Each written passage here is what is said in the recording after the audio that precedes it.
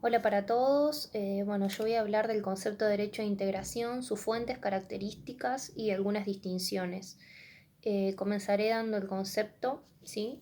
Es una rama del derecho internacional público mediante la cual los estados, a través de acuerdos voluntarios de cooperación y coordinación, deciden ceder competencias para conformar un sistema supranacional creado a los fines de regular relaciones comerciales con los diferentes bloques regionales.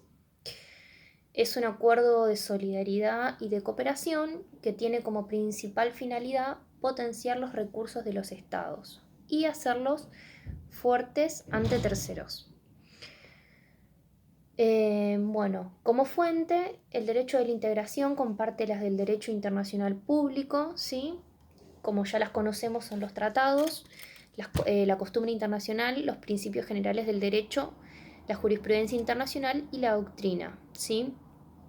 Ahora bien, respecto de los tratados, ¿sí? Si bien dijimos que se comparten, hay una distinción con los demás tratados internacionales. El derecho de la integración se compone por un tratado fundacional, que sería un tratado macro, donde los firmantes habilitan la creación de ese órgano supraestatal, pero luego lo van a regular mediante protocolos o reglamentos, que sería como una segunda parte, ¿sí? Dentro del sistema de integración, donde se empezarán a sumar temas, se empezará a sumar normativa adicional, complementaria, ¿sí? De este tratado fundacional. Los sistemas de integración poseen características fundamentales, ¿sí? Entre ellas la progresividad, la reciprocidad y la solidaridad. En tanto, la progresividad encuentra su fundamento en el avance del sistema. Los procesos de integración van creciendo debido a los cambios, ¿sí? Y a las necesidades de los grupos de estados, ¿sí? Que principalmente es eso, es ver las necesidades en pos de mejorar eh, la comunidad. Respecto de la reciprocidad, podemos decir que se refiere a las prestaciones, ¿sí? entre los estados, y que estas prestaciones sean equivalentes en cuanto a las condiciones de los mismos, ¿sí? Para que todos puedan desarrollarse dentro del sistema. Después tenemos la solidaridad. Es una característica fundamental que hace a la voluntad, ¿sí? De los estados, quienes deben generar políticas que beneficien a todos, sobre todo a los estados más débiles. Después, como característica adicional, puse que es dinámico, ¿sí? Depende del derecho de la integración, de la adaptabilidad de los estados a los cambios, ¿sí? A las distintas etapas de la resolución de controversias y futuras negociaciones que se den con ese tratado. Es geográfico, ¿sí? Unión de países contiguos, cercanía geográfica por cuestiones culturales, climáticas y fundamentalmente de transporte. Debe ser flexible, se debe adaptar a las distintas etapas del sistema, ¿sí? Que lo que suele suceder con los tratados de integración es que posteriormente, ¿sí? Se pueda transformar en derecho comunitario. Después una de las preguntas era que relacione el concepto de soberanía, ¿sí? Con el derecho de la integración. Respecto de esto hice un breve desarrollo de la soberanía, digamos, cómo se fue adaptando a los cambios históricos hasta llegar a la actualidad, que digamos es donde aparecen los procesos de integración. Eh, bueno, en el artículo 75, inciso 24 de nuestra Constitución Nacional, contempla la agregación de los tratados de integración, ¿sí? A nuestro ordenamiento jurídico. Utiliza una palabra que no es la correcta, ¿sí? Para el caso, porque dice aprobar tratados de integración que deleguen competencias y jurisdicción a organizaciones supraestatales. Ahora bien, cuando dice deleguen competencias, se refiere en sí a la delegación de soberanía en la Constitución Nacional, dejando al Poder Legislativo, digamos, como cabeza así soberana del Estado. Sí, le permite la delegación de la soberanía, pero está mal utilizado el término. ¿Por qué? Porque en los tratados de integración lo que se hace es una cesión de competencias. Se hace la cesión, digamos, a nivel de cooperación internacional. La delegación, el término delegar, se aplica, digamos, se aplicaría a los derechos quizá internos de los estados, como por decir, el Poder Ejecutivo delega para descentralizar poder competencias en la Administración Federal de Ingresos Públicos, en el Banco Central, en las universidades públicas y demás.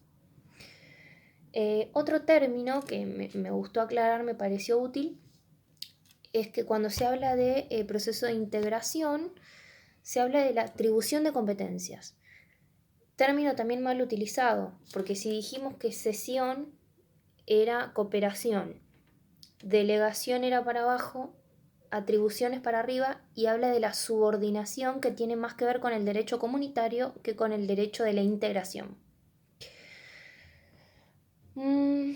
Bueno, por último, se pedía que se haga una distinción entre las normas de derecho internacional público con las normas del derecho supranacional y cómo se relacionaba esta distinción con el derecho de la integración. Bueno, la distinción la encuentro entre, digamos, en los dos tipos normativos, en la aplicabilidad directa o indirecta de la norma, ¿sí? Las normas de derecho internacional pueden ser aceptadas por los estados en su totalidad o parcialmente, haciendo las reservas, ¿sí? Es la opción que tienen los ordenamientos jurídicos internos a la hora de adherirse mediante un procedimiento legislativo. Nuestra Constitución Nacional, ¿sí?, contempla la teoría monista moderada que, digamos, apoya que los estados, ¿sí?, la constitución de los estados esté por encima del orden del derecho internacional público, ¿sí? Por lo tanto, digo, o sea, es lo que tomo para decir que la aplicación de las normas son indirectas. A diferencia de la norma de tipo supranacional, que reviste un efecto directo en su aplicación, en atribución del ejercicio de competencias que realizó previamente el Estado, al momento de adherirse a la creación voluntaria de un órgano supranacional. Ahora bien, ¿cómo se relaciona esta distinción con el derecho de la integración? Se relaciona en que si bien las normas que se desprenden del derecho de la integración serán de cumplimiento obligatorio para los estados, acá encontramos la diferencia, que en el derecho de la integración los estados tienen que estar de acuerdo, ¿sí?, con las normas que se van a aplicar dentro de la organización o del sistema de integración. En los sistemas de integración no se aplica una norma generalmente para todos si todos no están de acuerdo con la postura que se va a tomar y el efecto que va a tener esa norma, ¿sí? Distinto a lo que sucede en el derecho comunitario, donde los estados atribuyen, ¿sí?, esta competencia a este órgano supranacional que tomará medidas, normas de carácter obligatorio que todos los estados, independientemente, ¿sí?, de su opinión, ¿sí?, o conformidad, mejor dicho, deberán acatar, ¿sí?, de forma obligatoria. Bueno, espero se haya comprendido y bueno, en el trabajo está mucho mejor explicado. Pido disculpas por los errores técnicos quizás en el momento de hablar, pero bueno, la idea fue esta. Espero les sirva y bueno, éxitos y espero estén todos bien. Hasta luego.